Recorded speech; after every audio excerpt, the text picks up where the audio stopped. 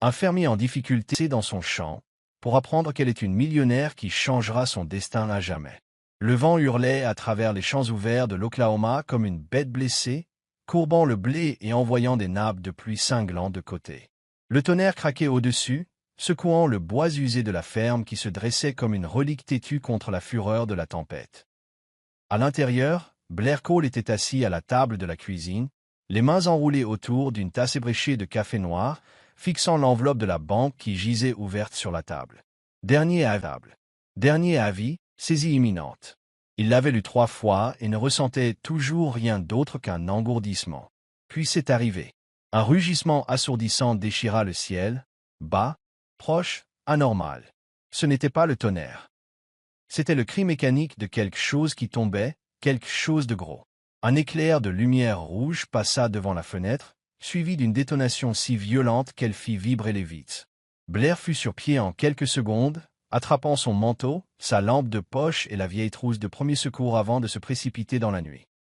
Dehors, la pluie le frappa comme un mur, le trempant instantanément alors qu'il courait vers l'arrière de la propriété, où de la fumée s'enroulait maintenant dans le ciel, brillant faiblement d'un orange dans l'obscurité.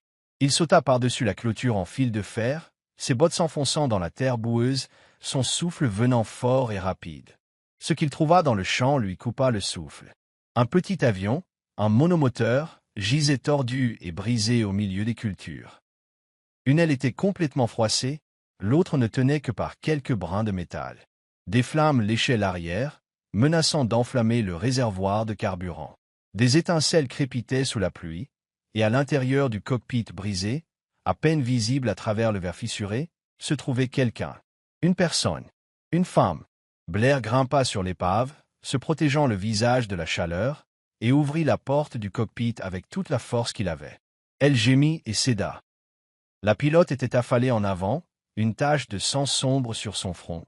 Sa combinaison de vol déchirée à la jambe où un morceau de métal déchiqueté sortait de façon grotesque. Cria Blair en lui secouant l'épaule. « Vous m'entendez » Elle gémit, à peine consciente. Il la tira doucement du siège, faisant attention à ne pas bouger la jambe blessée plus que nécessaire. Au moment où il déplaça son poids, elle hurla, un son guttural et aigu qui transperça la tempête. Le métal avait pénétré profondément. Il pouvait le sentir bouger contre l'os. « Mon Dieu » marmonna-t-il en jetant un coup d'œil en arrière vers la fumée, maintenant plus sombre, plus épaisse. Il la traîna loin de l'épave aussi vite qu'il le put, son sang laissant une traînée dans la boue. Quand ils furent à une distance de sécurité, il l'allongea sous un grand chêne et sortit son téléphone avec des mains tremblantes. 911. L'appel passait à peine à travers les parasites de la tempête. Service d'urgence. Quelle est votre position? Ici Blair Cole, County Road 13, champ sud-est. Un avion vient de s'écraser dans mon champ. Un petit. La pilote est vivante mais gravement blessée. Vous devez envoyer une ambulance maintenant. Monsieur, nous suivons des conditions météorologiques sévères dans votre région. Les délais d'intervention sont retardés en raison de... Elle se vide de son sang, claqua Blair. Sa jambe est empalée, il y a de la fumée provenant de l'épave. L'avion pourrait exploser. Monsieur, nous allons envoyer une unité mais les conditions ne sont pas sûres pour un sauvetage aérien ou routier pour le moment. Nous vous conseillons de... Blair n'attendit pas d'entendre le reste. Il raccrocha, la pluie dégoulinant de ses cils alors qu'il regardait la femme inconsciente. « Merde » marmonna-t-il, et ouvrit la trousse de premier secours. Sa jambe était mal en point. Vraiment mal en point. Le métal avait perforé profondément le muscle, et chaque fois qu'elle bougeait, même légèrement, elle gémissait de douleur. Il savait ce qu'il devait faire, et cela le terrifiait.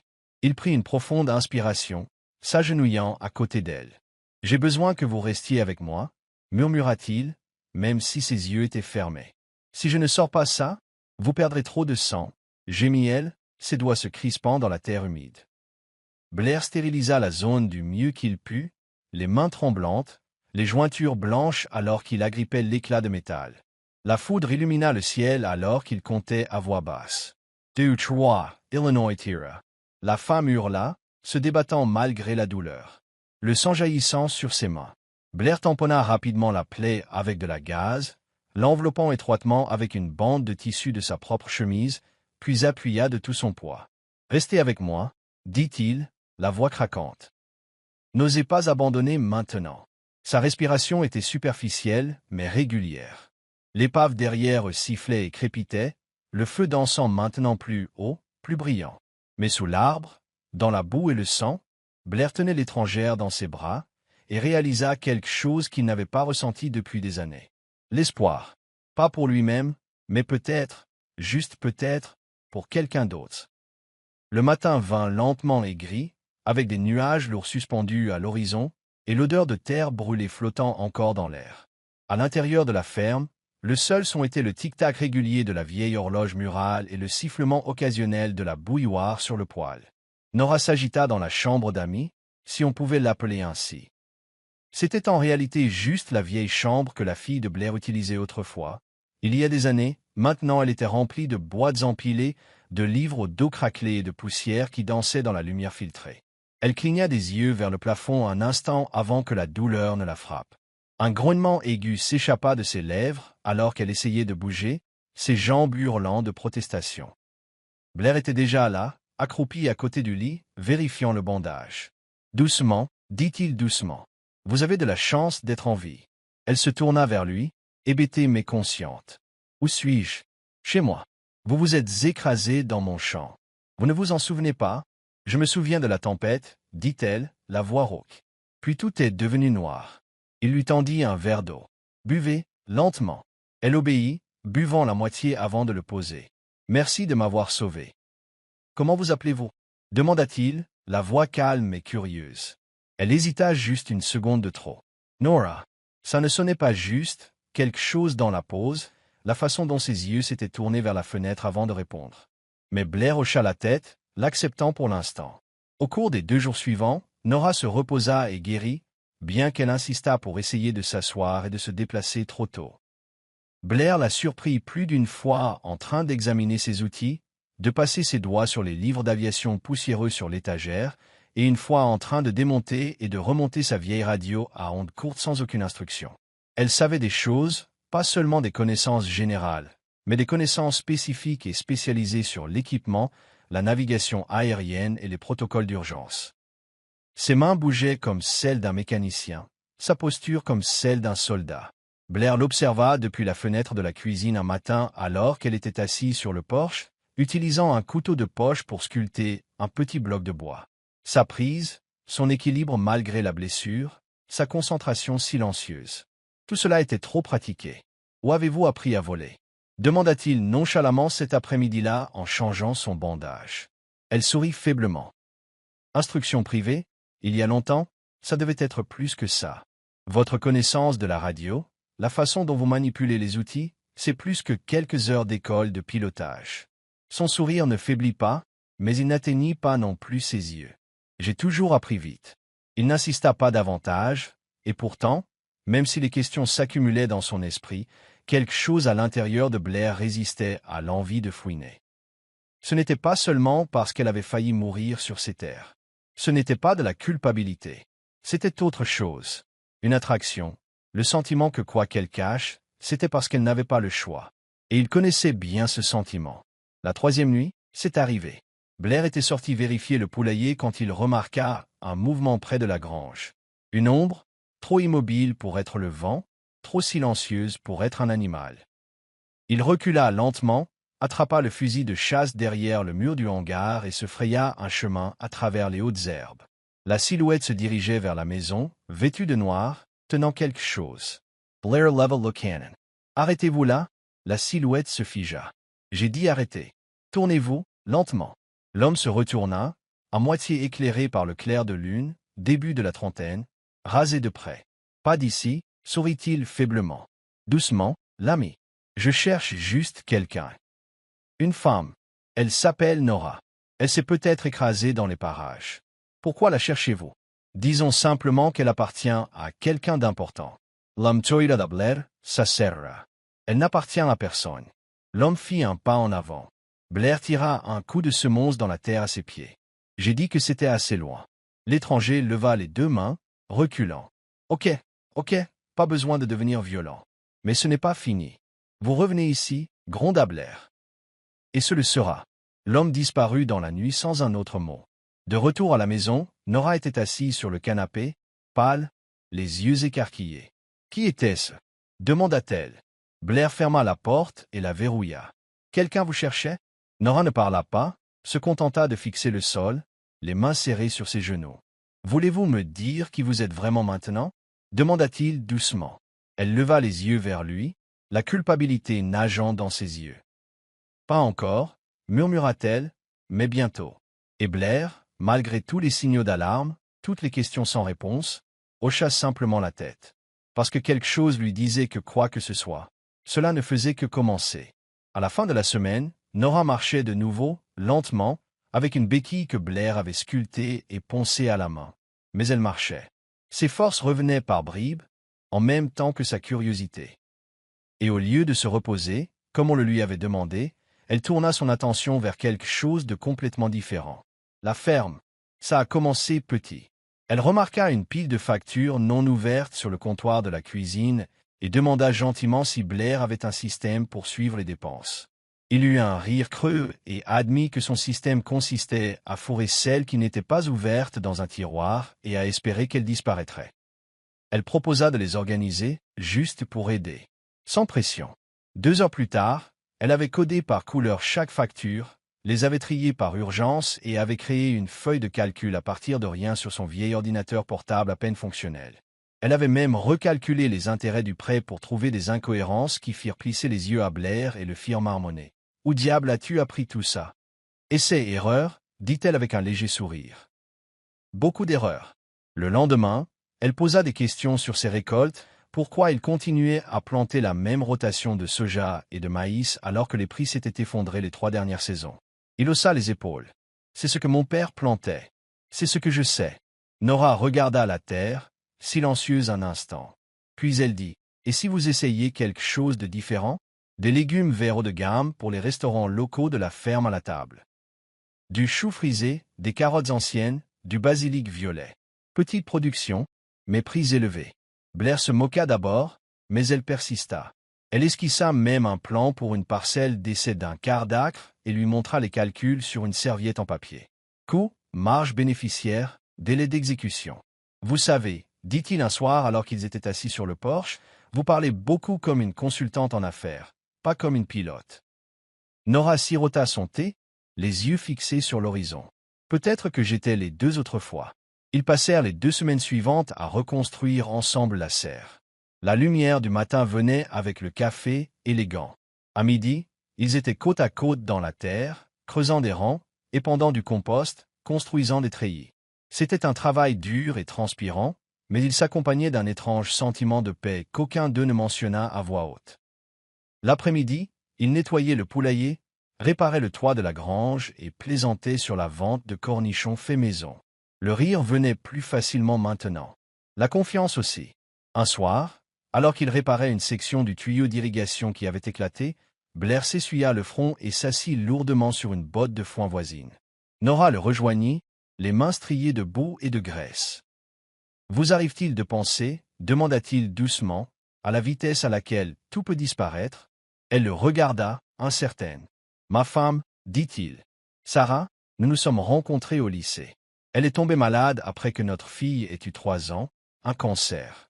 Ça a évolué vite, très vite. » Le visage de Nora s'adoucit. « Je suis désolé, » il hocha la tête. « Après les avoir enterrés, j'ai arrêté de vivre, j'ai juste fait les choses machinalement.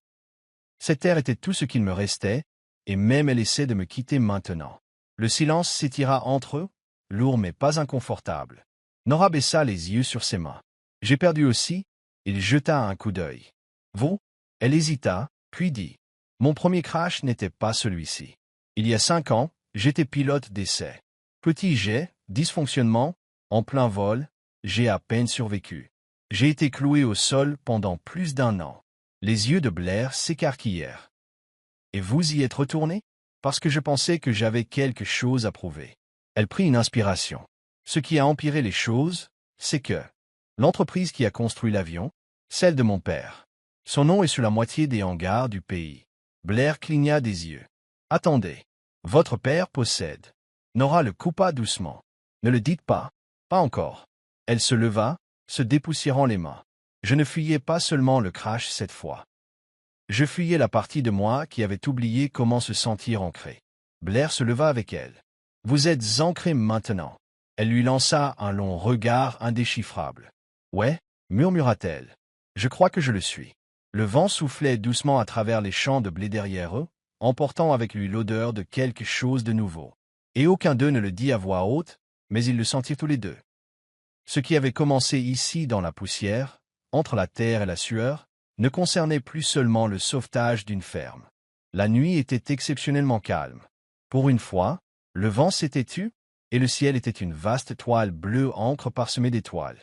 La lune était pleine et lourde, projetant une lumière argentée sur les champs comme une bénédiction silencieuse. Blair avait sorti 2 vieilles chaises de jardin, les avait époustées et les avait placées côte à côte, juste au-delà de la grange où l'odeur de la terre labourée persistait encore. Nora boitillait légèrement en se dirigeant vers lui, enveloppée dans la veste en flanelle de Blair qui la faisait paraître minuscule. Ses cheveux étaient attachés lâchement en arrière, quelques mèches flottant sur sa joue. Elle s'assit à côté de lui avec un léger soupir. « J'avais oublié à quel point ça peut être calme ici, » murmura-t-elle. Blair hocha la tête. « C'est la seule chose que le monde n'a pas essayé de me prendre. » Ils restèrent assis en silence pendant un moment, le seul son étant le bourdonnement lointain des grillons et le bruissement occasionnel des feuilles dans le verger. Nora pencha la tête en arrière, ses yeux traçant la lente trajectoire d'un satellite dérivant à travers les étoiles. « Vous arrive-t-il de lever les yeux et de vous demander comment quelque chose d'aussi éloigné peut paraître si paisible? Parfois, dit Blair, mais ensuite je me souviens que la paix a un aspect différent de près. » Elle sourit faiblement, puis se tut à nouveau. Sa voix baissa quand elle parla ensuite. « Il y a quelque chose dans le fait d'être dans le ciel qui donne l'impression d'être divin, dit-elle. Vous êtes au-dessus de tout, la douleur, les souvenirs, le poids, mais ensuite les turbulences frappent ou un moteur tousse et soudain vous n'êtes plus que chair et os, priant pour que le sol ne vous oublie pas. » Blair se tourna vers elle. « Vous avez peur de voler? » ?»« Non, dit-elle. J'ai peur de tomber et de réaliser que je n'ai jamais eu le contrôle au départ. » Il tendit la main vers elle, sans précipitation, sans désir, mais avec quelque chose de plus calme, quelque chose qui demandait la permission. Quand leurs doigts se rencontrèrent, elle ne se retira pas. Sa main était rugueuse, calleuse. La sienne était ferme, marquée de cicatrices. Ils s'accordaient d'une certaine manière. La chaleur entre eux était subtile mais grandissante, comme la lente combustion de braise sous la cendre. « Je ne veux pas y retourner, » murmura-t-elle. « Dans le monde qui ne sait que prendre. »« Vous n'êtes pas obligé, » répondit Blair. Elle le regarda alors, vraiment regarda. « Ne dites pas ça. Vous ne savez pas ce que ça veut dire. »« Je sais ce que ça veut dire de vouloir rester, » dit-il simplement. Leur visage était proche maintenant, leur souffle se mêlant dans l'air frais. La distance entre eux se réduisit, et pendant un instant, cela parut inévitable, comme si la lune les avait attirés dans son orbite. Mais juste au moment où ses lèvres effleuraient presque les siennes, Nora tourna la tête, reculant, son souffle se coupant. « Non, » murmura-t-elle, la voix tremblante. « Ne le faites pas. » Blair se figea. « Nora, tu ne devrais pas m'aimer, » dit-elle en reculant, les yeux brillants. « Tu ne sais même pas qui je suis vraiment, et si tu le savais, tu me détesterais pour ça. » Des larmes montèrent et débordèrent alors qu'elle serrait les poings. Je n'étais pas censé atterrir ici. Je n'étais pas censé ressentir quoi que ce soit. Je ne suis pas censé rester. Elle se retourna et regagna la maison en boitillant, chaque pas lourd de quelque chose que Blair ne pouvait nommer. Il resta sur la chaise, fixant la lune, sentant l'écho de son absence dans l'espace où sa main avait été. La nuit, qui avait semblé pleine il y a quelques instants à peine, ressemblait maintenant à un vide. Et pourtant, quelque part sous la douleur, quelque chose lui disait que ce n'était pas un adieu. Pas encore. Tout commença par une simple notification. Blair était dans la grange, réparant la clôture le long du champ ouest, quand son téléphone vibra. Il s'essuya les mains sur son jean et jeta un coup d'œil à l'écran. Dernière minute. Une héritière de l'aviation portée disparue depuis plus d'un mois retrouvée vivante. Des sources exclusives avaient en civil. Son cœur s'arrêta. La photo qui accompagnait l'article était indubitable. C'était Nora. Seulement, pas la Nora qu'il connaissait.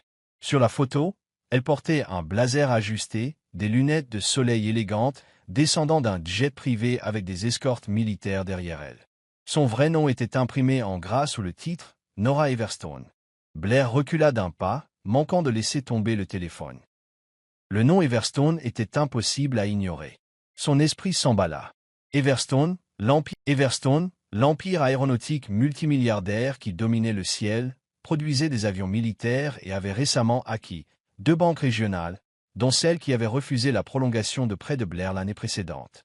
Le même refus qui l'avait poussé à la saisie. Le nom était gravé dans la lettre de rejet qu'il avait brûlée et maudite au cœur de la nuit. Maintenant, ce nom, c'était elle. Et elle avait vécu sous son toit. Il se précipita vers la maison, ouvrit brusquement la porte d'entrée et la trouva debout dans la cuisine. Elle parut surprise, le téléphone toujours à la main, le visage pâle. « Vous saviez » exigea-t-il, la voix rauque. « Vous saviez qui vous étiez depuis le début ?»« J'allais vous le dire, » dit-elle rapidement. « Mais je ne savais pas comment. »« Everstone. » Il cracha le nom comme du poison. « La même entreprise qui m'a enterré. » « Qui a tué toutes les options de prêt que j'avais. »« Nora fit un Panavot. »« Je ne savais pas qu'ils avaient refusé votre prêt. »« Je suis sûr que ça ne vous a jamais traversé l'esprit, » lança-t-il. « Parce que les gens comme vous ne voient pas les gens comme moi. Vous tombez du ciel, dans ma vie, et maintenant je suis censé sourire et faire comme si tout cela n'avait pas d'importance. Ce n'était pas un mensonge, dit-elle, la voix tremblante. J'ai voulu être quelqu'un d'autre pendant un moment. Quelqu'un de réel. Pas un titre, pas un visage dans un communiqué de presse. Blair secoua la tête. Vous êtes venu ici en disant que vous étiez perdu. Mais la vérité, c'est que c'est moi qui me noie. Et je vous ai laissé entrer. Je vous ai laissé compter. Un éclair de mouvement à l'extérieur attira son attention. Des VUS noirs rampant sur le chemin de terre comme des araignées mécaniques. Lumières. Sirènes. Caméras. Ils m'ont trouvé, murmura Nora. Mon père a dû le faire. Les véhicules s'arrêtèrent dans la cour et des hommes en costume en sortirent comme des flots. L'un d'eux s'approcha de la maison, parlant dans une radio. Nous avons un visuel. Sujet localisé. Nora se tourna vers Blair, les yeux pleins d'un désespoir silencieux. S'il vous plaît, laissez-moi vous expliquer plus tard. Mais la porte s'ouvrit avant qu'elle ne puisse finir. Un homme grand entra, les cheveux argentés, la mâchoire sévère. La ressemblance avec Nora était immédiate. « Il est temps d'y aller, » dit-il froidement. « Papa, pas de scène.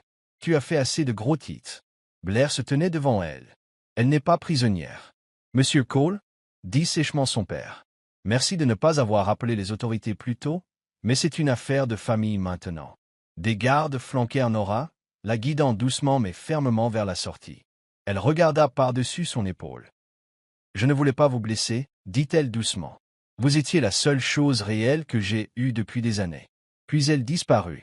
La maison se vida, les véhicules s'éloignèrent et le silence tomba sur la ferme comme une seconde tempête.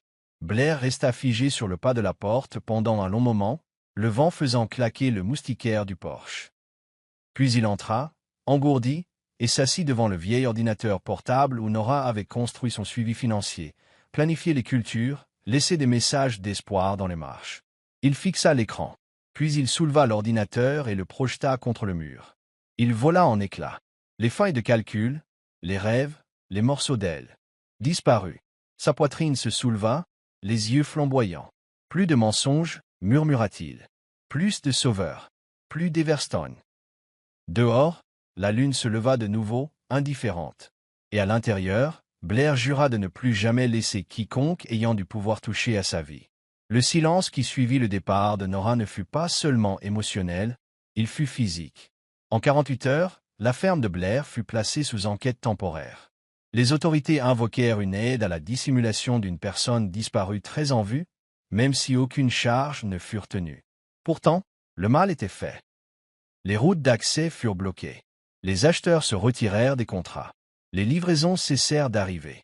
Même le voisin qui lui prêtait autrefois un tracteur évitait maintenant ses appels. La terre, qui venait à peine de recommencer à se sentir vivante, était maintenant en suspens. Les récoltes à moitié moissonnées, les tuyaux d'irrigation inutilisés, les portes de la serre cadenassées sur ordre des autorités locales. Blair se tenait au centre de ses champs le 6e jour, les mains pendantes et inutiles à ses côtés. Le ciel était de nouveau gris, comme pour se moquer de son espoir. Il n'avait pas touché à ses outils. Il n'avait pas mis les pieds dans la grange. La seule chose qu'il avait faite était de jeter une tasse à moitié cassée contre le mur lorsqu'une autre facture était arrivée avec un cachet rouge, final, apposé dessus. Il ne dormit pas cette nuit-là. Mais le lendemain matin, quelque chose changea. Une simple enveloppe en papier craft se trouvait sur son porche, soigneusement glissée sous une pierre. Pas de cachet de la poste, pas de nom, pas d'expéditeur. À l'intérieur se trouvait une seule feuille de papier, une impression, légèrement froissée sur les bords. C'était un plan d'affaires. Il le reconnut instantanément. C'était celui de Nora, ou du moins une version de celui-ci. Mis à jour, plus propre, plus ciblé. Il décrivait tout, du calendrier de rotation des cultures à un modèle d'agrotourisme à petite échelle conçu pour impliquer les écoles locales et les coopératives alimentaires. Il y avait des graphiques, des notes manuscrites en marge et une liste de 5 fournisseurs locaux déjà contactés. D'une manière ou d'une autre. Dans le coin se trouvait un post-it jaune, son écriture indubitable. Si tu crois encore aux graines, alors plante-les. Certaines ne poussent que dans les cendres. N. Blair s'assit sur le porche, lisant et relisant la note. Il ne pleura pas. Pas encore. Mais quelque chose se fissura en lui, une petite pulsation tremblante qui ne s'était pas manifestée depuis des semaines. L'espoir. Il retira la bâche de son tracteur plus tard dans la journée. À la tombée de la nuit, il creusait de nouveau des sillons.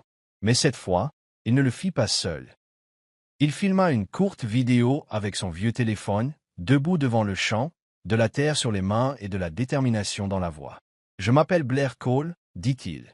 Je suis fermier. J'ai beaucoup perdu. Mais j'ai aussi vu ce qui arrive quand quelqu'un croit en quelque chose que personne d'autre ne croit. Si vous êtes là, et que vous croyez que la nourriture devrait provenir de mains honnêtes et d'une terre honnête, j'ai besoin de votre aide. Pas pour moi. Pour cette ferme. Pour ce qu'elle peut encore être. » Il publia la vidéo sur une plateforme de financement participatif et alla se coucher sans grand espoir. Au matin, elle avait été partagée 3000 fois. À la fin de la semaine, les dons affluèrent de partout. De vieux amis, des donateurs anonymes, même quelques restaurants du comté voisin qui se souvenaient du nom de Nora, mais pas de son scandale. Des lycéens locaux se portèrent volontaires pour aider à la reconstruction. Un enseignant à la retraite proposa de donner des cours particuliers aux jeunes stagiaires sur place si le centre éducatif devenait un jour une réalité. Et Blair? Il travaillait. Avec des paumes pleines d'ampoules et des chemises trempées de sueur, il transforma la dure épreuve en récolte. Une graine à la fois. Le jour de l'inauguration se leva, clair et chaud, avec ce genre de soleil qui faisait tout scintiller d'un sentiment tranquille de possibilité. Des dizaines de bénévoles et de sympathisants se rassemblèrent sur la terre nouvellement transformée qui, autrefois, vacillait au bord de l'effondrement. Le nouveau panneau au-dessus de l'arche indiquait « Ferme de la Liberté ». C'était plus qu'un nom. C'était une promesse. Blair se tenait près de la petite scène en bois, vêtu de sa flanelle et de son jean habituel, mais pour la première fois depuis des mois, il y avait une force calme dans sa posture. Ses mains étaient calleuses. Sa chemise était tachée. Mais quand il regarda ce qui avait été construit, des rangées de légumes frais, une serre bourdonnante de vie, une petite salle de classe en plein air pour les enfants, il ressentit quelque chose de proche de la fierté. La communauté s'était montrée plus présente qu'il ne s'y attendait. Il y avait des fermiers, des étudiants, des enseignants, des journalistes, et même des familles qui n'avaient donné que 5 $, mais qui venaient voir ce que leurs graines de soutien avaient fait pousser. Alors qu'il montait au micro, Blair jeta un coup d'œil à la foule, le cœur battant un peu plus vite que d'habitude. Ses yeux balayèrent les visages, certains familiers, d'autres non, mais le visage qu'il cherchait sans cesse n'était pas là. Pourtant, il parla. Cette terre était autrefois tout ce que j'avais. Elle dépérissait, et moi aussi. J'avais abandonné, les gens, les secondes chances. Mais ensuite, quelqu'un s'est écrasé dans ma vie, et tout a changé. Elle m'a rappelé que ce qui ressemble à une fin pourrait bien être le début de quelque chose de mieux. La foule applaudit doucement. Blair hocha la tête en guise de remerciement, mais ne descendit pas encore. Ses yeux parcoururent à nouveau les rangées du fond. Puis il la vit. Elle se tenait légèrement à l'écart des autres, portant un chapeau de paille à larges bords qui ombrageait la majeure partie de son visage, mais il savait qu'il l'aurait reconnue n'importe. Nora. Alors que les applaudissements s'éteignaient, elle s'avança. Sa démarche était assurée, confiante, mais plus douce qu'auparavant. Elle ne portait plus le masque du pouvoir ou du secret. Elle était juste elle-même. Lorsqu'elle atteignit la scène, Elle leva les yeux vers lui et prit une inspiration. « J'ai vécu toute ma vie en faisant ce qu'on attendait de moi, » dit-elle, la voix calme et claire. Réussir selon la définition du succès de quelqu'un d'autre, gagner des titres, survivre à des accidents, faire semblant de ne pas être brisé. Blair Nebraska bougeait pas. La foule se pencha. Mais la personne qui m'a sauvé, continua-t-elle, ne m'a rien demandé de prouver.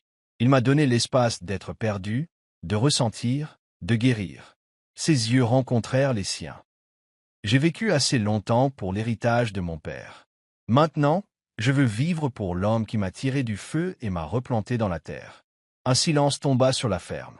Puis Blair s'avança, ses bras l'enlaçant avec une sorte de certitude qui effaça tous les doutes qu'il avait autrefois ressentis. La foule éclata en applaudissements. Certains acclamaient, d'autres s'essuyaient les yeux. À cet instant, sous le vaste ciel de l'Oklahoma, le passé et ses trahisons s'estompèrent au loin. Tout ce qui restait était un champ plein de vie, une foule pleine d'espoir et deux personnes qui avaient enfin retrouvé leur chemin l'une vers l'autre. Ensemble, enracinés. Un an plus tard, la ferme de la Liberté était devenue plus qu'une histoire de sauvetage. Elle était devenue une communauté vivante et active. Les champs s'étendaient, vastes et dorés, bourdonnant d'abeilles et débordant de vie. Des plates-bandes surélevées regorgeaient de légumes verts et de tomates. La vieille grange avait été transformée en atelier et en centre d'enseignement.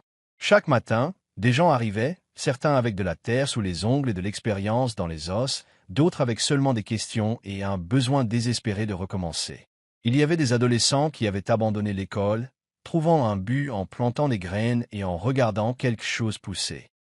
Il y avait des vétérans qui reconstruisaient leur vie, apprenant à travailler de leurs mains au lieu de combattre des fantômes. Des retraités venaient enseigner, écouter, se sentir à nouveau utiles. Des enfants couraient pieds nus entre les rangs de lavande, chassant les papillons et portant des paniers pleins de fraises. Et à travers tout cela, Blair et Nora avançaient ensemble, partenaires dans le but, dans la sueur, dans le rire. Nora s'était officiellement retirée de l'Empire Everstone. Sa démission fit les gros titres pendant une semaine, mais elle ne donna aucune interview. Elle n'en avait pas besoin. Son nouvel héritage était ici, au cœur de la terre, où ses mains étaient couvertes de terre et son cœur enfin apaisé. Elle conçut de nouveaux programmes pour le programme éducatif de la ferme. Elle enseignait la théorie du vol à des enfants curieux en utilisant des avions en papier et des drones solaires. Elle passait les petites matinées à réparer des clôtures et les fins d'après-midi assises avec des femmes venues de refuge, les aidant à coucher leur douleur sur le papier. Blair ne lui demanda plus jamais de s'expliquer. Il lui donna simplement de l'espace, et elle le remplit de lumière. Un soir, alors que le soleil déclinait et que les champs rougeoyaient, Blair conduisit Nora vers une petite structure en bois qu'il construisait en secret depuis des semaines, une petite pergola couverte nichée parmi les fleurs sauvages au bord de la propriété. Le toit était en lattes de cèdre, des vignes commençaient déjà à s'enrouler autour des poteaux, des lanternes suspendues se balançaient doucement dans la brise. Un petit banc se trouvait en dessous, usé mais sculpté avec amour. Nora regarda autour d'elle, toucha les poutres. « C'est magnifique » murmura-t-elle. Blair lui prit la main. « Ce n'est pas encore fini. » Elle se tourna vers lui, les yeux curieux. Il fouilla dans sa poche et en sortit une petite boîte sculptée à la main. À l'intérieur se trouvait une bague, simple, élégante, avec une seule fleur sauvage gravée le long de l'anneau. « Je n'ai pas de cathédrale ni de gros titres, dit-il. Mais j'ai cette terre. Et je vous ai. Et ça me suffit. » Nora cligna des yeux, le souffle coupé. « Alors je dois vous demander, continua-t-il, la voix tremblant légèrement. Voulez-vous vieillir avec moi ici? Voulez-vous continuer à planter l'espoir avec moi, une saison à la fois? » Elle le fixa pendant une longue seconde, puis, sans un mot, lui jeta les bras autour du cou, sa voix étouffée contre sa poitrine se brisa alors qu'elle murmurait. « Oui, 1000 fois oui. » Ils s'embrassèrent alors que le ciel virait au violet sombre, l'odeur du jasmin flottant dans la brise. Plus tard dans la nuit, assis sous les étoiles, Nora s'appuya contre l'épaule de Blair, ses doigts entrelacés avec les siens. « Je me souviens encore du moment où tout est devenu noir dans cet avion, » dit-elle. « Je pensais que je mourrais en ne connaissant que la pression, la vitesse et le vide. » Blair tourna la tête, lui embrassa les cheveux. « Vous n'êtes pas tombé, dit-il doucement. Vous avez atterri. » Nora sourit à travers une larme. « Droit sur vous. » Blair regarda les champs éclairés par la lune, où chaque rangée murmurait la résilience et les miracles silencieux. Puis il prononça les mots qu'il portait dans son cœur depuis la première fois qu'elle avait ouvert les yeux dans sa chambre d'amis. Vous n'êtes pas tombé du ciel, Nora. Vous êtes tombé droit dans la partie de moi qui était morte et l'avait fait revivre. Et sous le ciel ouvert, où la terre gardait leur passé et leur avenir, ils s'assirent à l'endroit où la guérison s'était profondément enracinée, où l'amour, comme toute bonne récolte, avait poussé sur un sol brisé. Merci de nous avoir rejoints dans cet inoubliable voyage de seconde chance, de guérison et de ce genre d'amour qui pousse là où personne ne s'y attend. Entre les sillons de l'échec, sous le poids du chagrin, et dans les atterrissages forcés les plus inattendus, l'histoire de Blair et Nora nous rappelle que parfois ce qui s'effondre ne le fait que pour être reconstruit en quelque chose de plus fort, de plus vrai et de plus beau. Que même le sol le plus brisé peut donner la récolte la plus riche, lorsqu'il est arrosé par la confiance, l'effort et un peu de courage. Si cette histoire a touché votre cœur, si elle vous a rappelé de croire en l'amour après la perte, en un but après la douleur, alors abonnez-vous à Histoires émouvantes. Ici, nous racontons les récits qui restent avec vous longtemps après le dernier mot. Cliquez sur s'abonner pour ne jamais manquer une histoire qui pourrait bien changer votre journée ou votre vie. Jusqu'à la prochaine fois, restez bienveillants, gardez espoir et continuez à planter des graines d'amour.